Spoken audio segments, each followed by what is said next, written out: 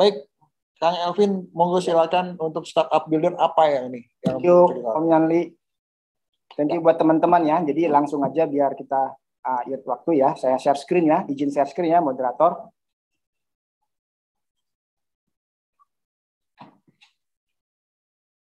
Ya. Saya akan melengkapi dari apa yang dipresentasikan oleh Mas Agung ya. Jadi saya akan presentasikan bagaimana membangun platformnya. Jadi pertanyaan gini, apa sih bedanya UMKM sama startup gitu? Sebenarnya kan itu rintisan awal. Apa bedanya pedagang kaki lima dengan UMKM? Tentu ada bedanya, walaupun sama, semua itu rintisan di awal. Tapi satu membesar, satu di situ-situ aja. Yang membedakan apa? Scalability-nya itu. Ya, jadi ada platform yang membesarkan usahanya. Kebetulan saya adalah ketua DPP IT bidang DPP IT, Information Technology dan Digital Marketing di APMIKindo. APMIKindo ini asosiasi pengusaha mikro, kecil dan menengah di seluruh Indonesia. Ya, saya ketua bidangnya di situ. Makanya nanti saya tertarik, saya coba nanti kontak Mas Agung untuk saya perkenalkan platformnya dan saya perkenalkan ini kami ya UMKM yang di bidang kuliner ya. Oke. Ini cuma slide aja. Itu rasio pengusaha slide aja ya. Jadi kita itu memang bisa dikatakan rasionya cukup rendah lah ya. Kita itu selalu dibandingkan dengan Filipina lagi. Jadi kita sangat kecil lah rasionya. Nanti ini saya share supaya nanti bisa dibaca-baca saja. Nah ini penyebab utamanya begini ya, seperti inilah hampir sama lah, klasik ini klasik. Ada ujung-ujungnya kalau di startup itu ya, KKY gitu, bener. Modal lagi, padahal sebenarnya jauh di luar itu masih banyak hal yang lain, produk lah apa segala macam, packaging juga kan, itu juga jadi masalah gitu. Ini kondisi sekarang kita lesu lah ya. Dulu waktu sebelum PPKM kita semua happy lah di Tanah Abang. Ini kan gambar Tanah Abang nih happy, orang transaksi ya. Sekarang coba lihat PPKM sampai SPB, tuh kan? Begini kondisi sekarang tuh. Jadi ya mau nggak mau UMKM harus masuk ke digital marketing. Setuju nggak setuju, ini harus dilakukan. Sekarang itu sudah market versi 4, harus masuk ke digital. Kalau nggak ada masuk digital, nggak ada traffic, nggak ada bisnis ya. Jadi nggak bisa dipaksain karena dijagain tuh sama satpol polisi kan. Kalau nggak bisa seperti itu. Nah ini shiftingnya sudah terjadi. Jadi apa yang dilakukan oleh Mas Agung ini adalah dia membentuk kawanan di situ. Tadinya misalnya kita produk jualan biasa saja, ya iklan segala macam. Ya itu strateginya mulai dari product branding, person branding. Nah, sekarang itu di marketplace adalah engagement ya, engagement. Jadi apa yang dilakukan Mas Agung itu adalah kalau saran saya perkuat di magnet transaksinya. Apa magnet transaksinya? Bebas ongkir, diskon segala macam, bla bla bla. Kadang-kadang irisannya itu adalah bagaimana kita memperkecil rasio profit supaya kita bisa grab market di situ. Ya. Jadi ini saya bikin presentasi ini buat teman-teman barangkali bisa berguna. Jadi sekarang itu kalau kita mau jualan itu udah nggak bicara lagi produknya bagus atau enggak. Sekarang itu yang berbicara adalah sistem review. Sistem review itu benar-benar pengadilan di marketplace. Sama seperti yang Agung bilang, itu ada makanan keracunan segala macam, itu sistem review, orang kan baca gitu. Kalau misalnya sistem review jelek, ya kita akan dapat impact-nya jelek, impression-nya akan jelek. Seperti itu. Jadi ketika misalnya ada pengalaman produk, ada pengalaman yang namanya experience produk, dia akan menjadi evangelis. Jadi dia akan membroadcast kesuksesan memakai produk sehingga produk kita bisa dipakai di orang lain. Oke, ini kemarin saya sampaikan ke UMKM seperti apa. Jadi kalau mau bikin marketplace begini aja. Jadi ini sebenarnya trik bagaimana cara mendapatkan sistem review. Ini nanti materinya bisa silakan dibaca saja. Ini cara kerjanya seperti ini. Saya siapkan. Nah, hampir sama dengan yang di Ganesha Startup, kami pun membentuk yang namanya, saya sendiri membentuk yang namanya bisnis club di situ. Jadi ini kami lakukan nih, bentuk grup mentoring, beda bisnis, melakukan coaching, sama seperti yang kita lakukan ini Mas Yil. Jadi hampir sama ini. Jadi kita bisa sinergi di sini sebenarnya ya, melakukan pelatihan segala macam. Jadi ini pasar tantangannya di masa depan, memang udah harus masuk ke yang namanya digital ya.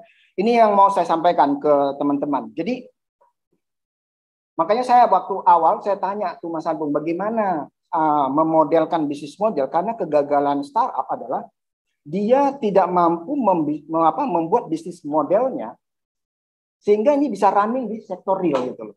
Kegagalannya suka di situ. Jadi ada kendala bisnis model itu gagal. Jadi tidak matching antara produk dan pasar. Ya, kemudian kalau nantinya udah berusaha untuk membuat UMKM, dia mapping skillnya nggak ada tuh Mas Yel.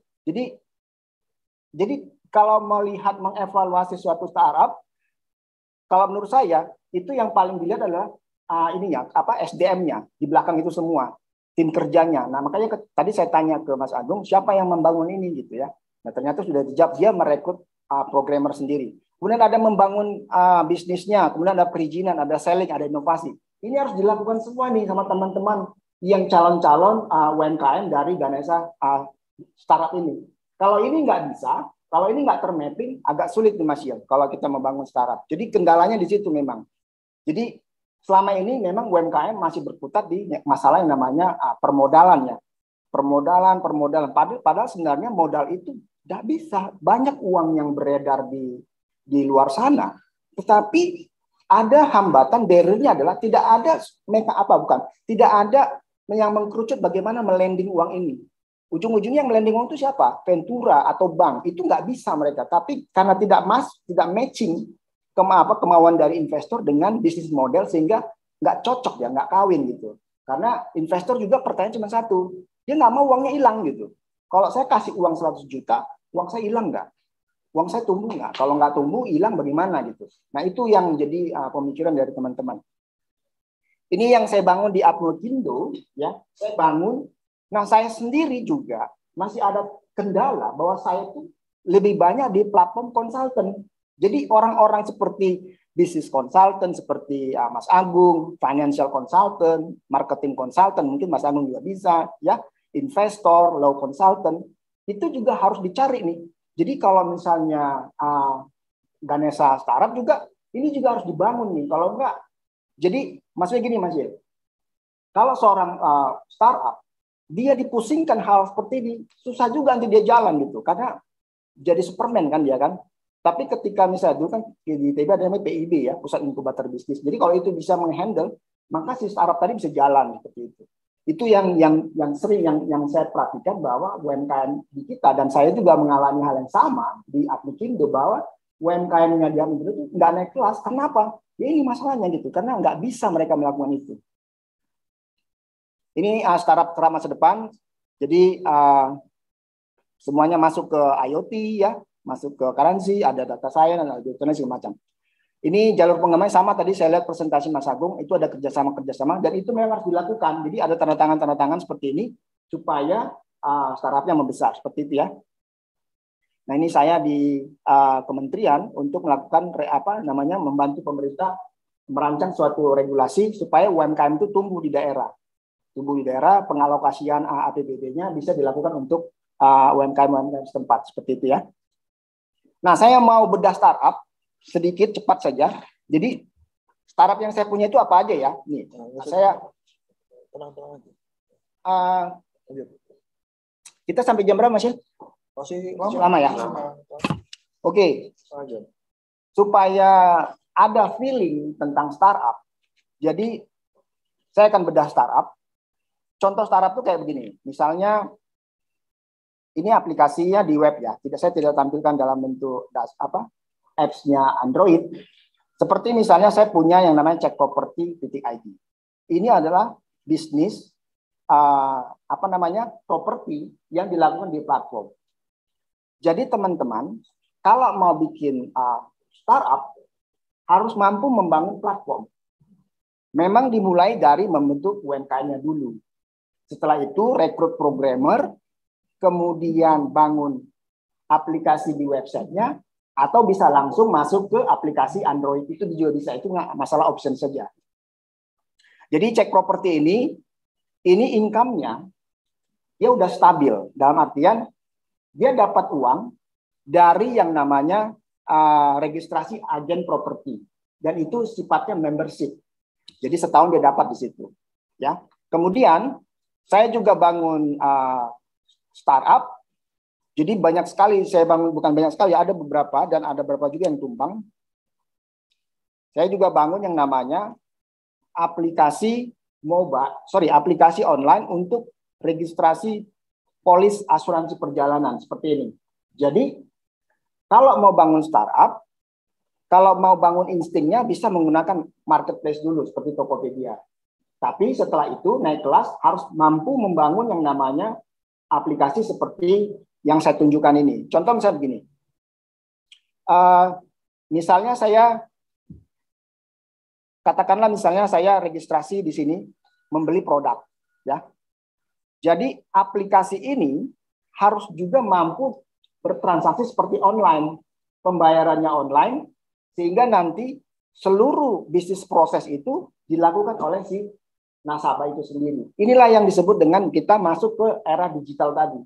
Jadi kalau saran saya adalah bagaimana caranya mengautomisasi bisnis proses yang ada manual ke digital, maka disitulah akan mendapat yang namanya prospek bisnis menjadi startup.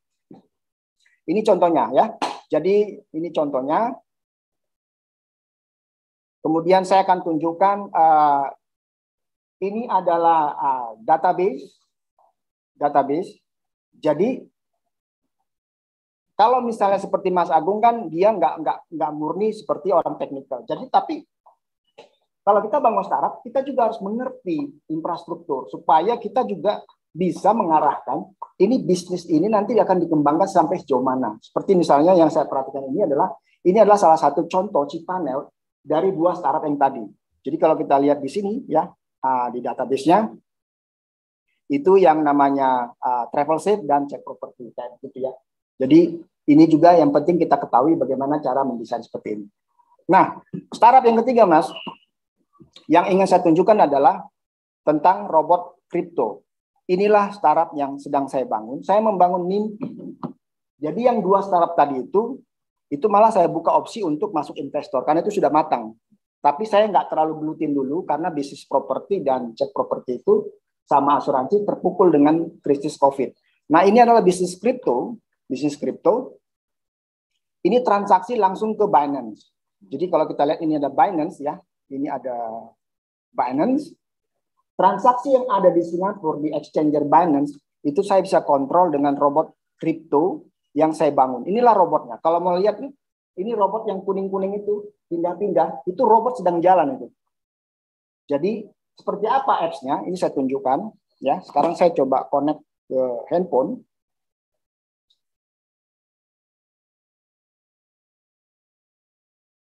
Wait ya, hang on.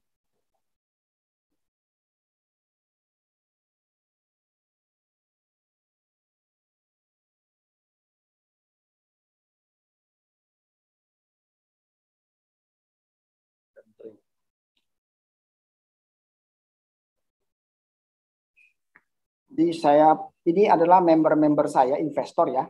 Di sini saya tidak bisa tunjukkan karena ini kan ini wallet ya. Jadi tidak akan kelihatan namanya ya. Seperti misalnya punya saya ini RU. Ini kalau kita lihat transaksinya ya, seperti misalnya Active Trade ya, seperti BTT, ETH seperti ini. Ini banyak sekali nih koin-koin yang saya beli ini. Jadi robot jalan. Bentar.